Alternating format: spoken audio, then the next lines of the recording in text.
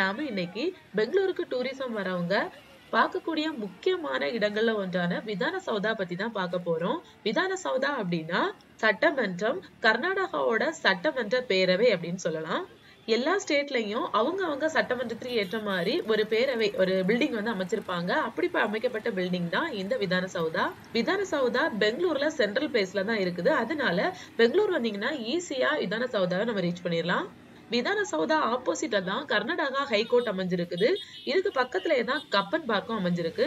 விதான சௌதாக்குள்ள entry ஆகுறதுக்கு பப்ளிக்கு allowed கிடையாது. அரசியல் செல்வாக்கு இருக்கிறவங்களுக்கு உள்ள போறதுக்கு பெர்மிஷன் உண்டு அப்படின்னு சொல்றாங்க. அதுவும் எந்த அளவுக்கு உண்மை அப்படிங்கிறது நம்மளுக்கு தெரியல. தென்னிந்தியாவோட தாஜ்மஹால் அப்படின்னு சொல்ற அளவுக்கும் பாக்குறதுக்கு ஒரு பிரம்மாண்டமான அரண்மனை தோற்றத்தோட தான் காணப்படுறதா இந்த சட்டமன்ற பேரவை. விதான சௌதா மிகப்பெரிய பரப்பளவுல அமைஞ்சிருக்கு. கிட்டத்தட்ட 700 feet நீளமுடையதாதான் இந்த சட்டமன்ற பேரவை இருக்குது. இதுல எத்தனை அறைகள் இருக்குன்னு பாத்தீங்கன்னா 172 அறைகள் வந்து அமைக்கப்பட்டிருக்கு. 4 floors கொண்டு அமைச்சிருக்காங்க. மேல் தளங்களா 4 floors இருக்குது. ஒரு அடித்தளம், ஒரு கிரவுண்ட் ஃப்ளோர் கூட இருக்குது. விதான சௌதாக்கு முன்னாடி இருக்கக்கூடிய புல்வெளி மேட்டுக்கு மேல அம்பேத்கரோட சிலை, 12ஆம் நூற்றாண்டுல ஒரு சமூக சீர்திருத்தவாதியாக இருந்த பசவேஸ்வரா அவங்களோட சிலை, பெங்களூரு உருவாறதுக்கு காரணமா இருந்த கெம்பகோடா அவங்களோட சிலை, ஜவஹர்லால் நேருவோட சிலையும் வந்து அமைக்கப்பட்டிருக்கு. இந்த சட்டமன்ற பேரவை யாரால கட்டி முடிக்கப்பட்டதுன்னு பாத்தீங்கன்னா 1950கள்ல கர்நாடகாவோட சீஃப் மினிஸ்டரா இருந்த கெங்கல் அனுமந்தையா அவராலதான் கட்டி முடிக்கப்பட்டிருக்கு.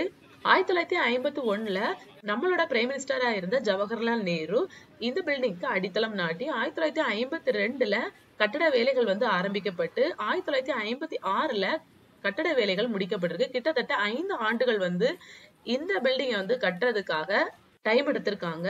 அந்த நாட்கள்ல சிறையில இருந்த 5000 மேற்பட்ட குற்றவாளிகளையும் 1000க்கும் மேற்பட்ட கொத்தனார்களையும் கொண்டுதான் இந்த கட்டடம் வந்து கட்டி முடிக்கப்பட்டிருக்கு.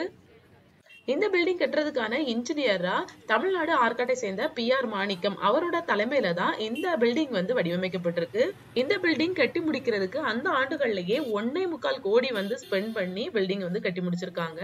இப்போதைக்கு இந்த பில்டிங் கர்நாடகாவோட பொதுப்பணித்துறையால தான் பராமரிக்கப்பட்டுட்டு வருது. விதான சௌதாக்கு முன்னாடி இருக்கக்கூடிய புல்வெளி அமைப்பு ரொம்பவே அழகா இருக்கும். சுதந்திர தினம், குடியரசு தினங்கள்ல பில்டிங்கோட அந்த ஃப்ளோர்ஸ்ல இந்தியன் பிளாகோட கலர்ஸ் வந்து ரொம்பவே அழகா வந்து வெளிப்படுத்துவாங்க. அதை பாக்குறதுக்குன்னே நிறைய சுற்றுலா பயணிகள் இங்க வந்து குவிவாங்க. ரொம்பவே கிரௌடடா இருக்கும் அந்த நேரத்துல இங்க வந்தீங்கன்னா. விதான சௌதாவை ஏன் கட்டுறாங்க அப்படிங்கிறதுக்கான ஒரு குட்டி ஸ்டோரி கூட இருக்குது. 1951கள்ல சீஃப் மினிஸ்டரா இருந்த கெங்கல் அனுமந்தையா கூட ரஷ்ய நாட்டு பிரதிநிதிகள் வந்து பெங்களூர்ல வந்து பயணிச்சிருக்காங்க. ஒரு விசிட் பண்ணிருக்காங்க, இடங்கள்ல வந்து சுத்தி பார்த்திருக்காங்க. அந்த நேரத்துல உங்க நாட்டுக்குன்னு தனித்துவமான சட்டமன்ற பேரவை கிடையாதா அந்த மாதிரி கேட்டிருக்காங்க. பாக்குற எல்லா இடங்களுமே ஐரோப்பிய கட்டடக்கலை கொண்ட அமைப்பு கொண்ட பில்டிங் தான் இருக்குது, உங்களுக்குன்னு தனித்துவமானது எதுவுமே கிடையாதா அப்படின்னு கேட்டிருக்காங்க. அந்த ஒரு காரணத்துக்காக தான் கெங்கல் அனுமந்தையா அவரு PR மாணிக்கம் அவரோட வடிவமைப்புல இந்த பில்டிங்கை வந்து கட்டி முடிச்சிருக்காங்க. பெங்களூரா அல்லாத வேற இடத்துல இருந்து வரவங்களுக்கு டூரிசம் பிளேஸா இந்த விதான சௌதா இருந்தாலும் பெங்களூர்ல இருக்கிறவங்க எத்தனை தடவை விதான சௌதாவா பார்த்திருந்தா கூட ஒரு நிமிஷம் பஸ்லயோ இல்லைன்னா வேற வெஹிக்கிள்லயோ கிராஸ் ஆகி இந்த விதான சௌதாவை கிராஸ் ஆகி போகும்போது 1 செகண்ட் ஆகுது, கண்டிப்பா இந்த பில்டிங்கை எட்டி பார்த்துட்டு தான் போவாங்க. அந்த அளவுக்கு பிரம்மாண்டமான அழகான கட்டிடக்கலையாதான் இந்த விதான சௌதா இருக்குது. விதான சௌதா பக்கத்திலேயே விகாச சௌதா அப்படிங்கிற பில்டிங் இருக்குது. சிஸ்டர் ஆஃப் விதான சௌதா அப்படின்னு கூட இந்த விகாச சௌதா பில்டிங்க சொல்லுவாங்க. இந்த பில்டிங் இருக்கிற இடமும் அதிக பரப்பளவுல அமைஞ்சிருக்குது. 8 floors, 15 கான்ஃபரன்ஸ் ஹால், 360 அறைகள் கூட இந்த பில்டிங்ல இருக்குது. இங்க இருக்கக்கூடிய கார்டன்ல மகாத்மா காந்தியோட சிலை வந்து அமைக்கப்பட்டிருக்கு. 2005 ஆண்டுகள்ல சீஃப் மினிஸ்டரா இருந்த SM கிருஷ்ணா அவரோட ஆட்சியின் கீழ் இருக்கிற நேரத்துலதான் இந்த பில்டிங் கட்டி முடிக்கப்பட்டிருக்கு. விதான சௌதாக்கும் விகாஸ் சௌதாக்கும் டிஃபரன்ஸ் அப்படின்னு பாத்தீங்கன்னா விதான சௌதால ஸ்டேட், அதாவது கர்நாடகா ஸ்டேட் கவர்மெண்டோட சட்ட பேரவையா அந்த முடிவுகள் எடுக்கப்படுற அந்த சட்டமன்ற பேரவையா விதான சௌதா இருக்குது.